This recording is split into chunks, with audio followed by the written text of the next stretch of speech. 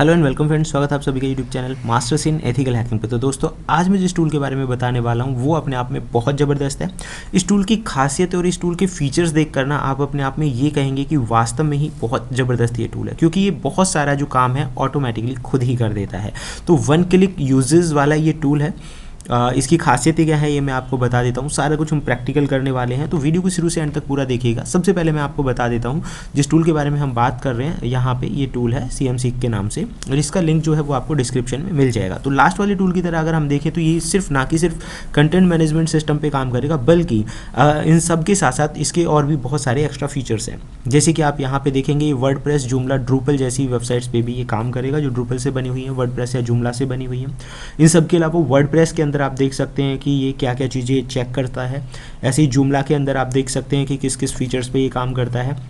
Even इसके अंदर ये जो प्रॉपर्टी है ये भी इसे काफ़ी एडवांस बनाती है, जिसकी मदद से अगर कोई भी यूज़र नेम इसे मिल जाए तो ये ऑटोमेटिकली उसे चेक करने लगता है, टेस्ट करने लगता है कि कहीं वो वल्नरेबल तो नहीं है। इसकी रिक्वायरमेंट्स, इसको इंस्टॉल करना, ये सारा कुछ बहुत ही आसान है। तो हम इसे स्टेप बाय स्टेप करेंगे। सबसे पहले आप देख लीजिए इसका जो प्रोसेस है वो किस तरह से ये काम करेगा। तो आपको ये कॉपी कर लेना है। आफ्टर कॉपिंग दिस मैं इसे यहाँ पे पेस्ट कर देता हूँ। पेस्ट करने के बाद ये जो टूल है ये यहाँ पे आप देखेंगे सिस्टम में कॉपी हो चुका है। उसके बाद आपको इसके अंदर एंटर करना है, मतलब फोल्डर के अंदर जाना है आपको CD कमांड से।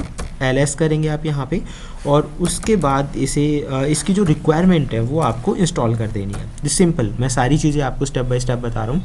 तो इसकी रिक्वायरमेंट इंस्टॉल होने के बाद okay, it will take some times, थोड़ा सा समय इसमें लगेगा।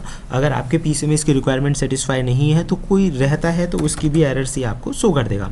अब देखिए यहाँ पे ये जो टूल है इसे पाइथन का ये टूल है, तो इसे रन करने के लिए आपको पाइथन कमांड की ही ज़रूरत पड़ेगी, और आपको यहाँ पे लिखना है cmseek.py। तो इसके जो यूजेस हैं, यूजेस मतलब क्या क्या कर सकते हो आप इससे, वो सारे यूजेस आपके सामने आ जाएंगे। जैसे कि आप यहाँ पे देख सकते हैं CMS डिटेक्शन है, स्कैन मल्टीपल साइट्स हैं, अपडेट्स है, रिबिल्ड है, जो भी आपको करना चाहिए। अब मान लीजिए हमें किसी भी वेबसाइट्स की CMS के बारे में जानकारी चाहिए, यानी कंटेंट किस तरह से वेबसाइट जो है अपना पूरा कंटेंट को मैनेज करती है, क्या क्या चीज़ें उसने इस्तेमाल करी हैं, तो उसके लिए आपको यहाँ पे ऑप्शन दे देना है।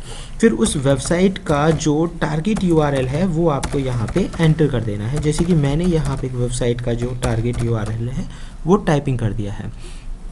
तो okay guys, after entering this अब ये इस वेबसाइट पे काम करेगा और इसकी जो CMS से रिलेटेड जानकारी है वो हमें प्रोवाइड करेगा। जैसे कि आप यहाँ पे देख सकते हैं कि इसने पता लगा लिया है कि जो वेबसाइट है वो वर्डप्रेस से बनी हुई है। इन सब के अलावा वो देख रहा है कि रजिस्ट्रेशन का स्टेटस क्या है यूज़र्स का। तो आप यहाँ पे देख सकते हैं वो बता रहा है कि 4 इसने एन्यूमरेट्स किए हैं और 2 उसने यूज़र्स के बारे में पता लगाया। तो मतलब यहाँ पर आप देखिए वेबसाइट के अंदर जो भी चीज़ें हैं, जैसे कि ये आपको बाहर किसी भी वेबसाइट को बाहर से देखने से तो नहीं पता चलेंगी, लेकिन जैसे ही आप वेबसाइट से इस तरह के टूल से उस पर काम करेंगे तो यहाँ सारी जो जानकारी एक ट्री फॉर्म में इसने हमें यहाँ पे प्रोवाइड कर दी। जैसे कि आप यहाँ पे देख सकते हैं कि उसने कौन कौन सी प्लगइन्स यूज़ की हुई हैं, प्लगइन्स की लोकेशन क्या है, रीडमी फाइल। आप देखिए काफ़ी बहुत ही ज़बरदस्त ये जानकारी है। जो लोग जानते हैं कि इस तरह की जानकारी निकालने में बहुत उन्हें मेहनत करनी पड़ती है, तो वो मेहनत उन्हें नहीं करनी पड़ेगी। और मतलब इन्फॉर्मेशन भी एक्यूरेट है, ऐसा नहीं है कि भाई इसने इन्फॉर्मेशन जो दी है वो सही नहीं है। अब दूसरा, जैसे कि अभी हम इसे दोबारा से यूज़ कर लेते हैं, I am using it the second feature इसका। जैसे कि मान लीजिए हमें किसी मल्टीपल साइट्स को देखना है तो आप नंबर 2 यूज़ कर सकते हैं, और मान लीजिए कि ऑटोमेटिकली वेबसाइट के यूज़र नेम्स को ये ट्राई करे कि वो वल्नरेबल तो नहीं है, तो उसके लिए ऑप्शन नंबर 3 आप यहाँ पर यूज़ कर सकते हैं। अभी देखिए जैसे ही मैंने ऑप्शन नंबर 3 दिया है तो जिस भी तरह से वेबसाइट बनी है उसका नंबर आपको सिलेक्ट करना है। जैसे ड्रूपल में बनी है, जुमला में बनी है, वर्डप्रेस में बनी है, तो ऑटोमेटिकली ही उसे ये चेक करेगा। तो यहाँ पे हम वेबसाइट का जो नाम है वो लिख देंगे। हियर यू कैन सी, मैंने वेबसाइट का जो नाम है वो यहाँ पे लिख दिया है, और उसके बाद आप देखेंगे कि ये ऑटोमेटिकली ही वेबसाइट से जो उसे नेम्स मिलेंगे उन्हें ये चेक करेगा कि कहीं ये वल्नरेबल तो नहीं है। अगर वल्नरेबल है तो ये आपको यहीं पे शो कर देगा। So here you can check. अभी देखिए इसने यहाँ पे वो पता लगा लिया है यूज़र नेम्स के बाद, और उसके बाद आप यहाँ पे देखेंगे सेकेंडली जो इसका वर्क है वो ये करना शुरू कर रहा है। तो अगर वेबसाइट में कोई वल्नरेबिलिटी होगी तो आपको यहीं पे पता चल जाएगा ताकि आप उसे सुधार सकें।